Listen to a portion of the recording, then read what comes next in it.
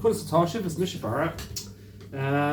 of all, I am exceptionally delighted that I am up around 500 subscribers, and I'm just over it, and I am extremely grateful for everyone who subscribed or looked at the videos. This is just a pet project, just sharing music, and yeah, that's all it is really. So I'm going to try a tune called Girl That Broke My Heart. I haven't played this in a while, so it's definitely going to be ropey. So hopefully I can get through it without too many mistakes.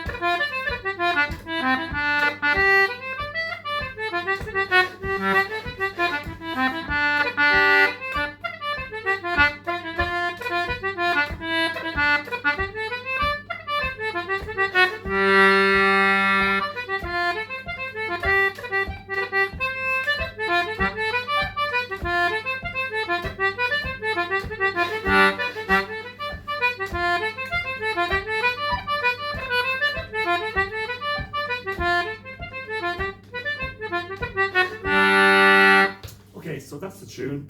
The Girl That Broke My Heart. Again, it's amazing now on the internet. You can just look up the tune and you have so many versions, and you can get the notes very easily. So that's brilliant. So go play the tune very, very slowly now. I will talk a little bit about ornamentation. Again, first thing is know your concertina layout. Write out where all the notes are laid out in terms of the finger structure or the keyboard structure on it, and be able to interchange the notes. So for example, like, and I said this before, like a lot of the high E's, high D's I use on the left hand side on the inside row, and I'm sure many people do that as well, but you can also use them on the right hand side on the middle row. So when I was first learning the concertina when I was a child, I was taught by an accordion player, or basically when I was learning it originally, I was down kind of playing it almost like an accordion, where I was using the middle rows without using the other layout of the notes, etc. So it's just keep it in mind, and effectively keep that in mind, because you can, as you're learning different tunes, you can change what notes you use. So examples, like, even without this tune, so for example, like you've got an A on most people use the A in the pull in the middle, you've also got an A in the inside row on the pull, and you also have an A on the press on the outside row, and this is on the left hand side. Should be able to use them all, sometimes depending on the tune. So it's just, and then you can change your ornamentation. So if you use the A on the press from time to time, you can double octave play in it by, which I can't do on my layout in concertina for the A pull. So that's just an example. Anyway, this tune.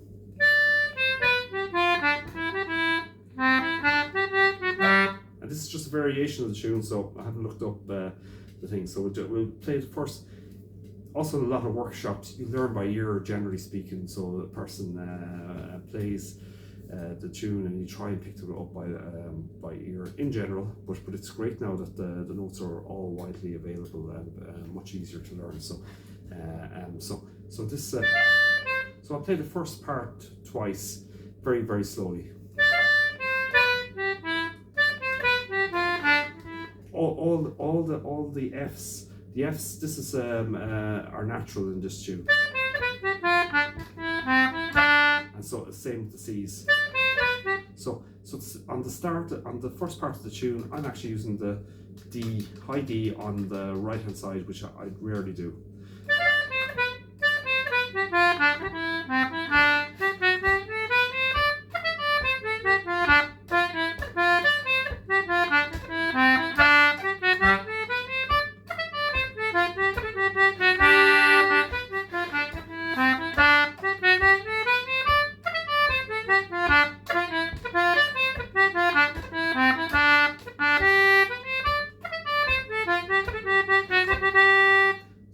So ornamentation, put in lots of grace notes. So for example, on the high D, on the start, I'm ornamenting it with a high F natural. On the B, I'm using the B cut, which is BDB. On the E, on the press, I'm using an ornament EGE.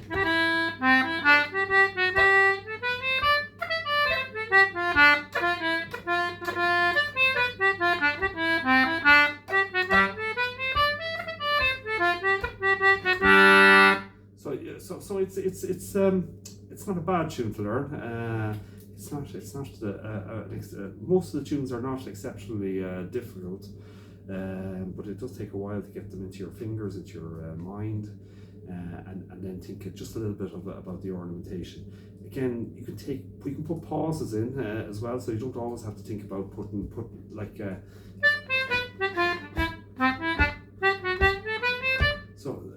And you can use the air button to make it more kind of breathier or whatever way you want to think of it. Again, it punctuates out the rhythm. So Irish music is really about the dancing, rhythm, and then and melody obviously as well. But like it's and just in general, you can punch out. You can make it sound more rhythmic or punchy.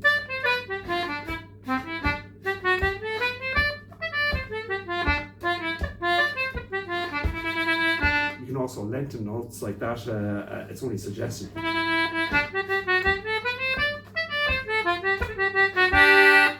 So that's the first part, and they're just ideas. So your ornamentation is really just to embellish the tune a little bit, so to make it sound slightly different if you're playing, almost in terms of improvisation to a degree, whereby like generally speaking, like you don't play the tune all the time the same way. You change it a little bit, put an emphasis on a different note. Put in a little bit of a different ornamentation, and gradually just these tricks just build up over years. So first part again, I'm going to play it twice, very slowly.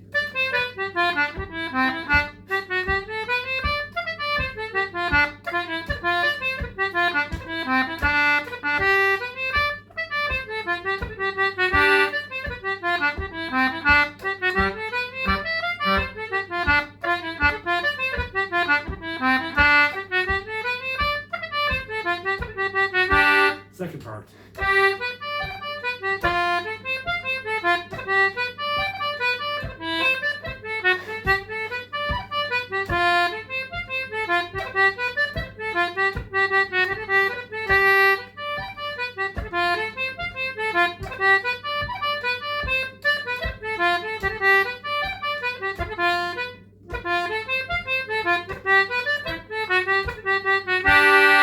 So the second part's not that bad either. So ornaments, I put in a few grace notes, like on the G, I'm ornamenting the G. If I use the G press, G C G.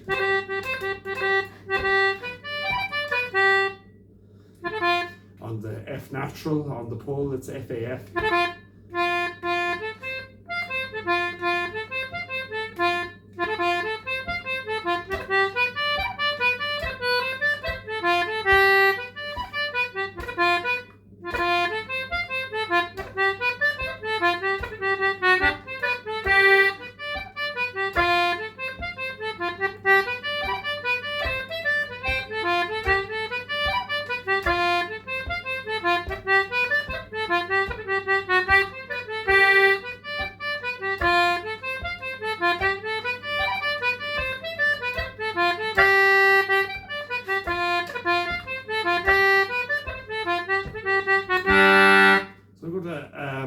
That's the second part of the tune, really with a little bit of ornamentation on it.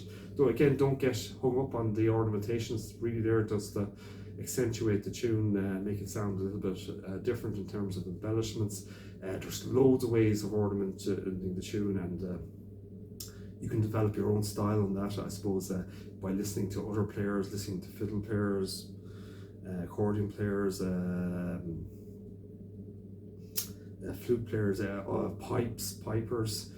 So like there's just so many, and now a lot of this information is freely available and accessible on the internet. So it makes it a lot easier. Again, don't make just make it simple for yourself in terms of learning the music. Also enjoy learning the music. It's a privilege to be able to learn music in any style, and it's a privilege to be able to play it. So I'm going to play it very slowly again, but as a tune. So first part twice, second part twice, first part twice, second part twice, and I am going to play it very slowly.